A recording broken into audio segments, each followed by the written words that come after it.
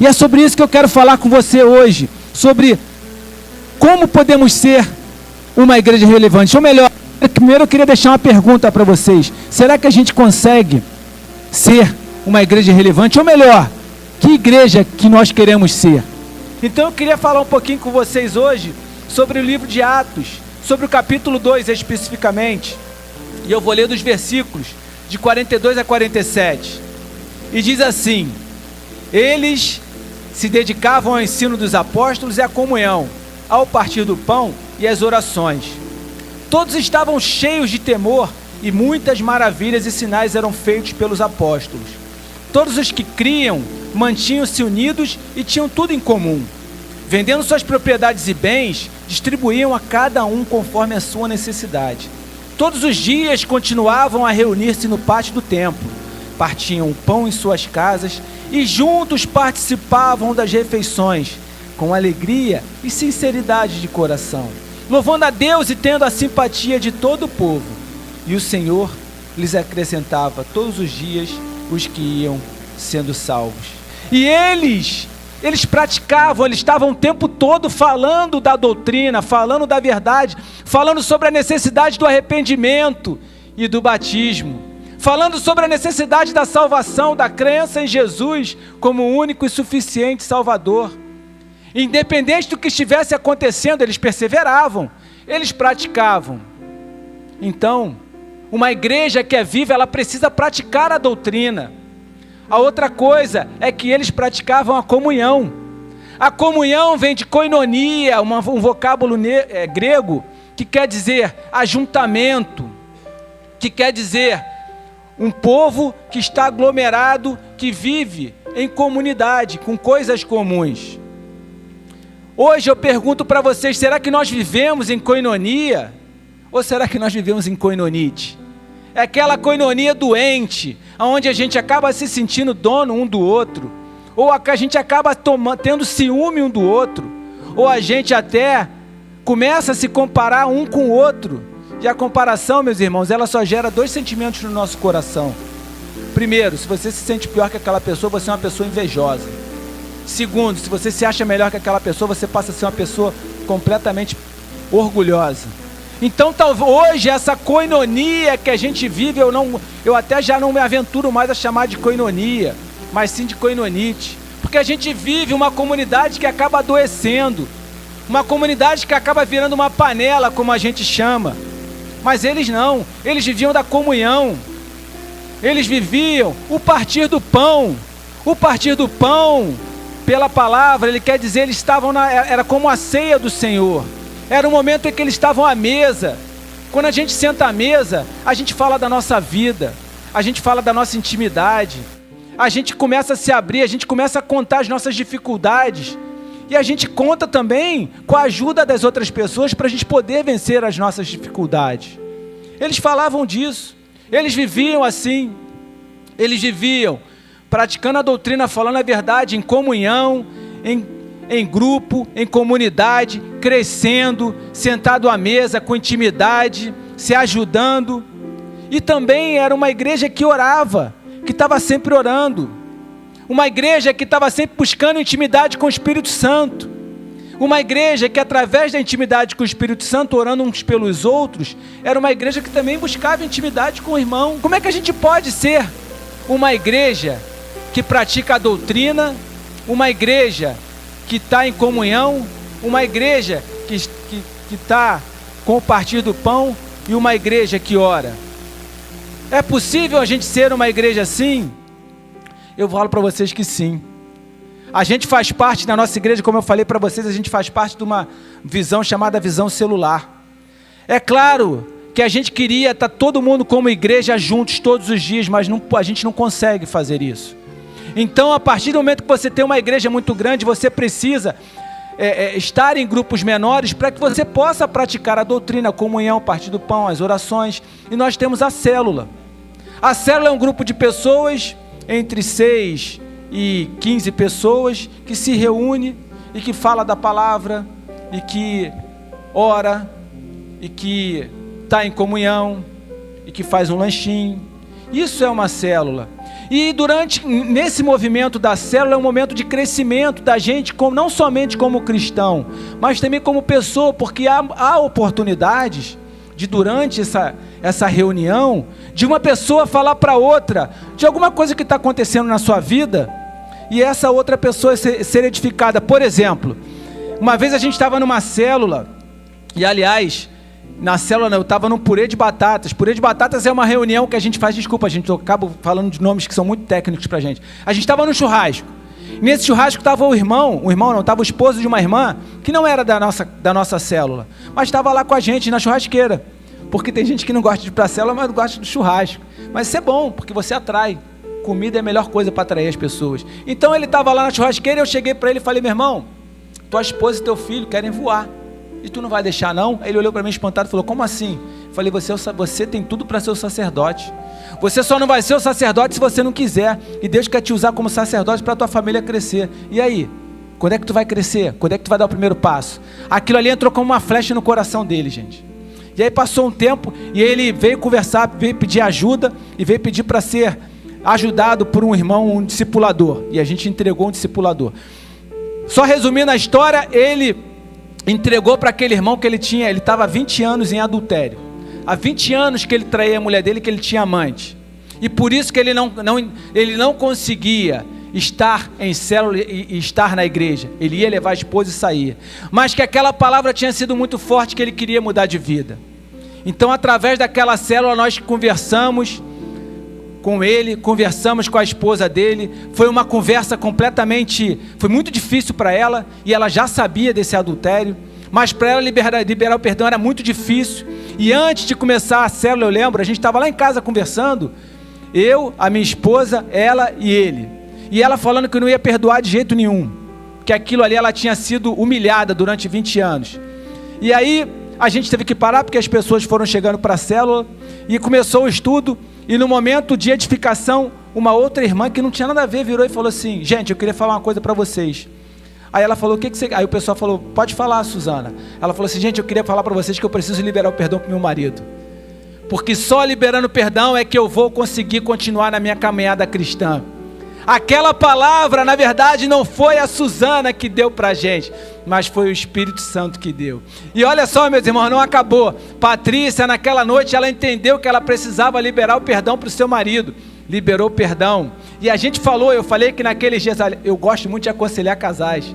E eu falei para eles: olha, a partir de agora vocês têm que voltar a namorar. Você tem que andar de mão dada, você tem que fazer as coisas com ela, tem que passear, tem que falar que ela é linda o tempo todo. Você precisa voltar a namorar a tua esposa. E ela, durante a semana, ela mandou mensagem para a gente dizendo que estava tudo muito bem. Uma semana depois, aquele irmão faleceu. Aí vocês veem que tudo isso foi um movimento de Deus para que aquele irmão aceitasse Jesus, para que aquele irmão endireitasse sua vida, para que aquele irmão pudesse viver a eternidade. Aí vocês veem a importância da gente estar reunido, da gente falar. Então, é importante esse movimento, essa visão celular, estar em um pequeno grupo, é importante para você poder praticar a doutrina, para você poder estar em comunhão, para você poder realizar a refeição e estar em oração. E o resultado de tudo isso, sabe o que é? Está lá no capítulo 40, está lá no versículo 43, que diz: todos estavam cheios de temor e muitas maravilhas e sinais eram feitos pelos apóstolos. Ou seja, quando existe a presença manifesta de Deus, o extraordinário acontece na vida das pessoas. Quando existe a presença de Deus, o extraordinário começa a acontecer na vida daquele grupo. Aí aquele grupo vai viver em koinonia, sim, porque é o extraordinário de Deus acontecendo na vida deles. Mas tem uma segunda maneira em que você pode ser uma igreja viva: você compartilhando e cuidando. No versículo 44 e no versículo 45 fala: todos os que criam mantinham-se unidos e tinham tudo em comum. Vendendo suas propriedades e bens, distribuíam a cada um conforme a sua necessidade. Como eu falei para vocês, aquela igreja era uma igreja perseguida. Como eu falei para vocês, o povo romano era um povo extremamente materialista. Vocês lembram daquela passagem que Jesus falou: a César o que é de César, a Deus o que é de Deus? Aquilo prova como é que eles eram. Por isso que Jesus fez questão de separar igreja de Estado. Eles chegavam nas propriedades, na casa das pessoas, e tomavam tudo que tinha na propriedade. E as pessoas começavam a perder aquilo que elas tinham, e começavam a ter necessidade. No capítulo 5 falava que as viúvas não tinham quem cuidar delas, e eles tiveram que levantar os diáconos. Estevão foi um diácono, mas antes disso, se mostrou uma igreja, pessoas que precisavam uns dos outros, e eles, como eles viviam um momento de comunhão, como eles viviam um momento à mesa, um momento de koinonia, um momento de oração, eles passaram a ser uma igreja completamente desprendida, eles passaram a ser uma igreja completamente generosa. Eles vendiam se fosse necessário, mas vendiam se fosse necessário, porque sabiam que era para o bem das pessoas, porque eles conheciam aquelas pessoas. Você possuir as coisas e você doar para as pessoas, não é você gastar, não é você torrar o teu dinheiro, mas é você fazer alguma coisa para o bem de outra pessoa. Quantas e quantas vezes as pessoas chegam e pedem uma cesta básica para a gente, e a gente ajuda. Quando a gente está numa comunidade, é muito mais fácil de você entender que uma pessoa tem a necessidade, e levar para aquela pessoa não somente o pão, mas levar o amor. Então eles, naquela época, eles eram a expressão do amor, através dos bens materiais. Quando você está com um grupo que se conhece, aquele grupo começa a entender a necessidade um do outro, e aquela igreja, ela começa a entender a necessidade do grupo, e ela começa a entender a necessidade um do outro. Quando você tem uma igreja de pessoas que se reúnem, que estão em grupos, essa igreja, ela passa a conhecer cada grupo. Quando a gente fala de uma igreja de 120, é tranquilo, o pastor conhece cada um dos 120. Talvez quando você fala de uma igreja de 1000, o pastor até pode conhecer uma igreja, cada membro daquela igreja de 1000, mas quando você já começa a falar de uma igreja de 3000, eles não tinham como conhecer todos. Eles só poderiam conhecer todos a partir do momento em que eles conhecessem através dos grupos. E o melhor de tudo é que quando existe esse conhecimento da necessidade de uns dos outros, a gente passa também a entender a necessidade da igreja. Você passa a se envolver muito mais com a sua igreja. Se você for uma pessoa que tiver o seu coração aberto para você abençoar, você pode ter certeza de que você vai ser abençoado. A palavra de Deus, ela fala, a primeira vez que Deus fala sobre bênção, está no livro de Gênesis, no capítulo 1, se eu não me engano, no versículo 22, que diz assim, que Deus abençoou para que eles fossem férteis e multiplicassem. Então, a primeira vez que se fala de bênção na palavra, ele fala sobre ser fértil e multiplicar. Então, você recebe bênção para que você seja fértil e multiplique. Não somente para que você procrie. Aquilo ali foi no momento da criação, mas também no momento da tua bênção, aonde quer que você seja abençoado, Deus te abençoou para que você seja fértil e que você multiplique. Eu gosto muito de usar a diferença, de fazer uma comparação entre o Mar Morto e o Jordão. O Jordão, o Rio Jordão, é um rio que recebe a água da cadeia montanhosa, que a gente até conhece do Hermon. Ele recebe aquela água que desce pelo orvalho, que vem no orvalho e passa pelo Jordão. E o Jordão, ele atravessa o deserto. E aonde o Jordão atravessa o deserto, ele muda o ambiente.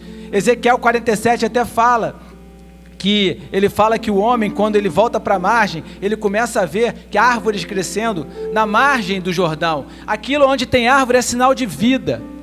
E existe vida porque o Jordão, aonde ele recebe a bênção, ele passa abençoando também. Porém o Jordão, ele deságua no Mar Morto, que também está no deserto. E o Mar Morto só recebe do Jordão e não deságua em lugar nenhum. O que acontece? O Mar Morto é morto. O Mar Morto não tem vida. E aí eu pergunto para você, você quer ser Jordão ou você quer ser Mar Morto? Você quer ser uma pessoa abençoadora ou você quer reter as tuas bênçãos? Isso só depende de você. Mas quando você vive em uma igreja que está em koinonia, uma igreja que conhece as necessidades, ninguém que está do teu lado passa aperto. Então olha para o teu irmão, o irmão que está do teu lado e fala para ele assim, ó, a partir de agora tu não vai passar aperto. Pode prometer para ele.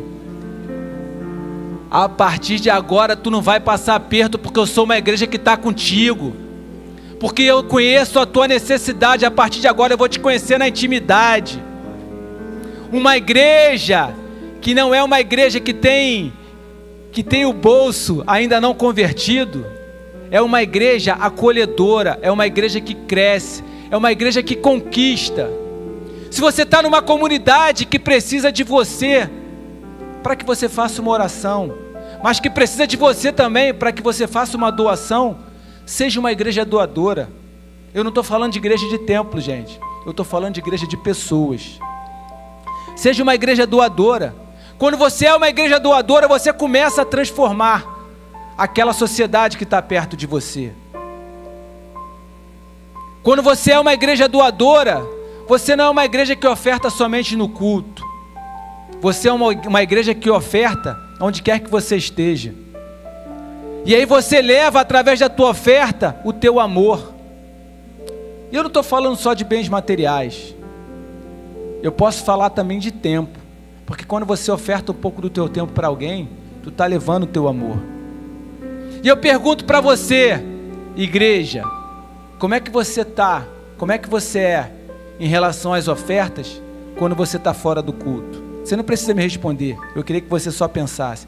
Mas uma igreja viva é uma igreja que vive em adoração constante. Uma igreja viva é uma igreja que vive em adoração constante. No versículo 46, no iniciozinho do 47 diz: todos os dias continuavam a reunir-se no pátio do templo, partiam pão em suas casas e juntos participavam das refeições com alegria e sinceridade de coração, louvando a Deus. Uma igreja que adora constantemente, uma igreja que vive em adoração constante, é uma igreja que está junto todos os dias. Todos os dias. Poxa, pastor, mas a gente só se reúne aqui nos domingos e um dia da semana. Como é que eu vou estar todos os dias? É possível, meu irmão. Você está todos os dias. Hoje, quando você tem uma ferramenta, o telefone, ele te possibilita estar reunido todos os dias. Monta um grupo de WhatsApp e fala com aquelas pessoas todos os dias. Faz uma reunião de oração, uma videochamada de oração. Faz uma videochamada para louvar. Faz uma videochamada para estudar a palavra. Faz uma videochamada para poder falar para aquela pessoa simplesmente que Deus a ama. Mas não deixa de estar falando com as pessoas todos os dias. A gente precisa estar conectado com as pessoas todos os dias. E olha, eles se reuniam no pátio do templo. Mas você também pode se reunir. Não precisa ser só por telefone. Você pode marcar no lugar e se reunir com a pessoa. Nos outros dias, reúne uma vez por semana. Além do dia que você está na igreja, reúne mais um dia. Faz uma reunião de mulheres, faz um chá, reúne os homens para o futebol, reúne os homens para o churrasco, reúne os homens para ver o jogo do Mengão. Glória a Deus, né, gente? Só para o pessoal acordar. Mas você precisa estar sempre reunido. Mais uma vez ele diz, partiam pão em suas casas. Eles abriam as suas casas. Você já abriu a tua casa para ser uma igreja? Como eu falei para vocês, toda vez que a gente vai na casa de alguém que abre uma célula, a gente leva a Arca da Aliança para a casa dessa pessoa. Por quê? Porque a Arca da Aliança, ela simbolizava a presença de Deus. E quando tu abre a tua casa para você e mais uma pessoa estarem orando, ali está a presença de Deus, não está, gente? Porque a própria palavra fala que onde houver dois ou mais, ali estarei. Então você, quando tem pessoas na tua casa orando, você está com a presença manifesta de Deus. E Obed-Edom, ele quando teve a Arca da Aliança na casa dele, segundo Samuel 10, diz o quê? Que Obed-Edom foi abençoado. Ele ficou com a Arca da Aliança 3 meses na casa dele. E Obed-Edom foi abençoado. E assim é com você também. Eles participavam das refeições com alegria e sinceridade de coração. Essa palavra sinceridade, ela me chama muita atenção. Sinceridade, um coração sincero, é um coração sem cera. Um coração sincero é aquele coração que fala o que pensa. não para magoar, mas um coração transparente. E às vezes a gente precisa ter a transparência do coração para a gente mostrar para aquelas pessoas quem nós somos, porque Deus sonda o nosso coração. E aí, quando você tem a sinceridade de coração, você consegue mostrar para a pessoa algo na tua vida em que você precisa ser ajudado. Mas em compensação, você também mostra para a pessoa algo na tua vida que tu pode ajudar. E eles eram assim constantemente. Então, igreja, vocês precisam, como igreja, estar em constante oração. Vocês precisam, como igreja, estar em constante reunião. Vocês precisam, como igreja, estar em constante partir do pão. Mas isso é somente entre vocês? Essa pergunta eu vou responder daqui a pouco. Mas primeiro eu quero fazer a seguinte pergunta para a gente poder fechar esse tópico. Você quer impactar o mundo? Você quer impactar essa rua? Você quer impactar a Rocinha? Você quer impactar o Rio de Janeiro? Você quer impactar o mundo? Seja uma igreja fora da igreja. Jesus, quando enviou os 72, ele enviou em duplas. Talvez ali ele já estivesse ensinando os seus discípulos a como iniciar um grupo, uma coinonia. E o que aconteceu? Os discípulos curaram e pisaram escorpiões, pisaram em serpentes, houve milagres e voltaram maravilhados. E eu posso te afiançar que quando você se junta com alguém e que você vai levando a palavra, você vai com poder e você vai viver milagres que você nunca viveu. Você pode ter a certeza disso, mas isso só depende de você. E o quarto e último tópico sobre como é que a gente pode ser uma igreja viva. Conquiste a simpatia do povo. No versículo 47 diz: e tendo a simpatia de todo o povo. Sabe, meus irmãos, a igreja primitiva era uma igreja que crescia diariamente. Mas a igreja primitiva era uma igreja que não se contentava em ficar nas casas e no pátio do templo. Eles saíam levando a palavra, levando o amor. Você já saiu daqui levando a palavra e levando o amor? Você já saiu daqui da igreja levando a igreja para pessoas? Você já saiu daqui num domingo com 3 nomes no seu coração para ganhar essas pessoas ainda naquela noite? Até eu te proponho esse desafio. Eu queria que você pensasse agora em 3 nomes, para que nessa noite, você cheio do poder, você cheio da unção, que você possa falar: olha, eu entendi o que é a igreja primitiva e eu vim aqui para falar de Jesus para você, tendo a certeza de que a palavra não volta vazia e que você vai sentir esse amor de Jesus que eu senti na minha vida. Amém? Só depende de você. Eles cresciam. Quando eles eram pessoas que levavam a palavra, levavam amor, se desprendiam de bens materiais, eles chegavam impactando onde quer que eles estivessem. Eles chegavam fazendo a diferença. Você, quando você tem um grupo, em que você chega com aquele grupo num lugar, louvando, sorrindo, alegre, levando amor, levando comida, levando a palavra, não tem como você não impactar aquela pequena sociedade que está perto de você. Hoje, eu estava no shopping com a minha esposa, a gente foi almoçar e passou um grupo de meninas louvando. Eu achei aquilo tão lindo que eu comecei a louvar com elas. E elas olharam para mim, elas me deram tchau. Eu falei: que coisa linda. Eu até falei que eu ia trazer esse exemplo para cá. Hoje a gente foi na farmácia, antes da gente passar aqui, a gente foi na farmácia comprar um anti-inflamatório. E aí estava eu, o pastor, e a minha esposa conversando, falando de igreja. E a minha esposa, na hora que está no caixa, lá em casa ela é evangelista. Eu sou o pregador, mas quem ganha as pessoas para Jesus é ela. Vai estar cheio de pedrinha no dia que vai abrir o livro da vida. Ela estava lá no caixa, de repente veio a menina com um papel e entregou na mão dela um pedido de oração. E naquele momento ela falou assim: aqui. Ela falou, a menina já perguntou onde era a igreja e já falou que vinha aqui para a igreja. Por que isso aconteceu, gente? Foi por causa do nosso perfume? Foi por causa da nossa roupa? Claro que não. Foi por causa da presença manifesta de Deus na nossa vida, do entusiasmo, do amor que a gente tem de vir para cá. E o pastor deu um abraço nela e falou: minha irmã, me passa seu número porque a gente vai estar em oração pela tua vida. E ela virou e falou assim: pastor, eu vou conhecer a sua igreja. A gente estava obtendo a simpatia do povo.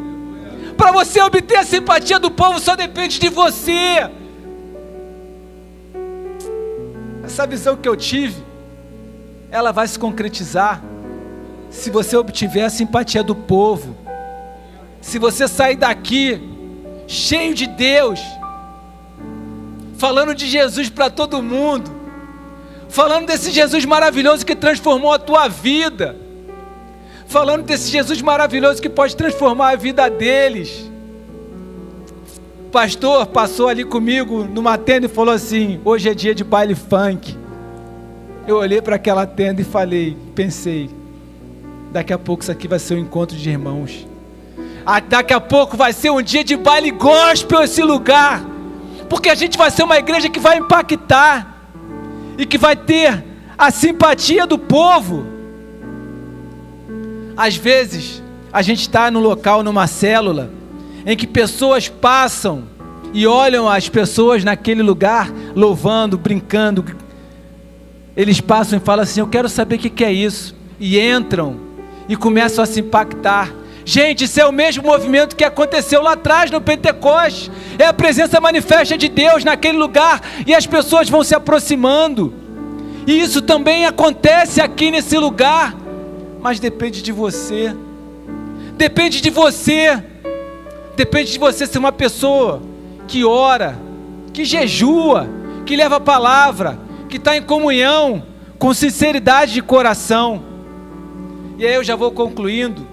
Mas eu queria, hoje Deus colocou no meu coração uma palavra, e eu vou usar essa palavra para iniciar a minha conclusão, que está no livro de Apocalipse, em que fala da igreja viva. Deus me deu essa palavra e me falou o seguinte: você vai falar essa palavra para uma igreja viva. E aqui é uma igreja viva, é ou não é? Amém? Vocês fazem parte de uma igreja viva, uma igreja que cresce, uma igreja que vai conquistar esse lugar. E diz assim, Apocalipse 3, de 7 a 13, e fala assim: ao anjo da igreja em Filadélfia escreva: estas palavras são daquele que é santo e verdadeiro, que tem a chave de Davi. O que ele abre, ninguém pode fechar. O que ele fecha, ninguém pode abrir. Conheço as suas obras, eis que coloquei diante de você uma porta aberta que ninguém pode fechar. Sei que você tem pouca força, mas guardou a minha palavra e não negou meu nome. Veja o que farei com aqueles que são sinagoga de Satanás e que se dizem judeus e não são, mas são mentirosos. Farei que se prostrem aos seus pés e reconheçam que eu o amei, visto que você guardou a minha palavra de exortação, a perseverança. Eu também o guardarei da hora da provação que está para vir sobre todo o mundo, para pôr à prova os que habitam na terra. Venham em breve, retenha o que você tem, para que ninguém tome a sua coroa. Farei do vencedor uma coluna no santuário do meu Deus, e dali ele jamais sairá. Escreverei nele o nome do meu Deus e o nome da cidade do meu Deus, a Nova Jerusalém, que desce dos céus da parte de Deus. E também escreverei nele o meu novo nome.